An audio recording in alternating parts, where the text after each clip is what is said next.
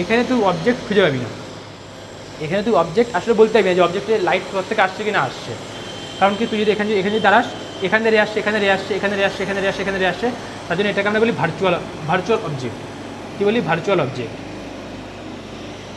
Object বলি। আর এই যে ডেটা আসে না, এই যে ডেটা, এটাকে আমরা বলি হচ্ছে ডাইভার্জিং। এই যে এই জিনিসটা তো কনভার্জিং, কিন্তু এই যে ডেটা আসছে এটাকে আমরা বলি ডাইভার্জিং। ঠিক আছে? এখন কি এক্সাম্পল দিতে পারবি যে এটা কোথায় কোথায় কি দেখেছি কি না দেখেছি আমরা? মানে এরকম দুটো এক্সাম্পল দিয়ে যে এটা আমরা রিয়েল লাইফে কোথায় দেখেছি আমরা, যে একটা ভার্চুয়াল অবজেক্টের এক্সাম্পল দেয়, একটা রিয়েল অবজেক্টের এক্সাম্পল দেয়। তো যদি মনে করি তুই বাইরে যা, বাইরে গিয়ে তুই যদি একটা প্লেন মিরর নিয়ে যাস, তুই যদি প্লেন মিররকে নিজের ছবি দেখবি, তুই বুঝতে পারবি লাইট কোথা থেকে আসছে। তুই সূর্য তো দেখতে পাবি না, সূর্য কোথায় আছে, তুই যে কোনো জায়গায় যা, লাইট তো তোর মিররের উপর আসছে, কিন্তু অবজেক্ট দেখতে পাচ্ছিস লাইট যে কোথা থেকে আসছে, সূর্য তো রে তো আসছে, সে রেটা কোথা থেকে আসছে দেখতে পাচ্ছিস না। সাধারণত এখন মনে কর তুই যদি সূর্যের দিকে তাকিয়ে থাকিস, রে আসছে, সূর্য তোর সামনে আর তুই এখানে এদিক থেকে আছিস, তাও তোর উপর তুই তো নিজের ছবি দেখতে পাচ্ছিস। কেমন দেখতে পাচ্ছিস? কারণ তোর যে রেগুলো, সেই রেগুলো তোর যে মুখের যেমন করে এইখানে একটা রে হিট করলো, সেটা এখানে হিট করছে, কিন্তু সূর্য দেখতে পাচ্ছিস না আসলে, কিন্তু রে তো ওখানে আসছে। এটা হচ্ছে এটা হচ্ছে ভার্চুয়াল অবজেক্ট বলতে পারিস।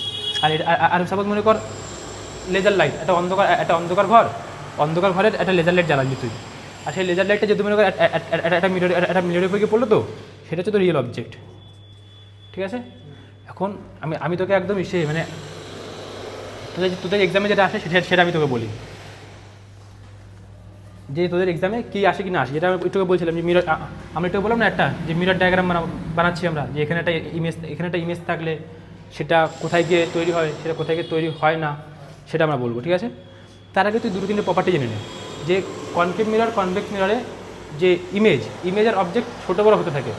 মানে আমরা গাড়ির যে মিরর ইউজ করি সেটা আমরা কনভেক্স ইউজ করি, যাতে আমরা দূরের জিনিস একটু বড় দেখতে পাই একটু। ঠিক আছে? আর আমরা সবটুকু দেখতে পাই। কারণ সাপোজ মনে করি যদি আমরা কনকেভ ইউজ করি, তাহলে কী হবে কি, আমরা সেই জিনিসটা একটা জায়গায় ফোকাস হয়ে যাবে। ঠিক আছে? আর কনভেক্স ইউজ করি তাহলে বেশি জিনিসপত্র আসবে আমাদের কাছে। কারণ দেখ এখানে যদি আসে না, এই ডেটা আসবে, ব্যাস থেমে যাবে, কিন্তু এখানে এটা কি ছিল? কনভেক্স ছিল। আর এটা তুই মনে কর কনকেভ, এটা কেভ আর এটা ভেক্স। ঠিক আছে? এখন এখানে কি হবে, এখানে এই বাইরের ডেটা এখানে আসতে পারবে, এখানে ডেটা এখানে আসতে পারবে, এখানে আসতে পারবে বলে আমরা গাড়িতে কনভেক্স মিরর ইউজ করি ইনস্টেড অফ কনকেভ মিরর। কারণ কনকেভ মিররে বেশি লাইট আসতে পারবে না, তার জন্য বেশি জিনিস দেখতে পারবো না তার জন্য। ঠিক আছে? এখন তোদের যে এক্সামে যেটা আসে সেটা হচ্ছে রে ডায়াগ্রাম আসে।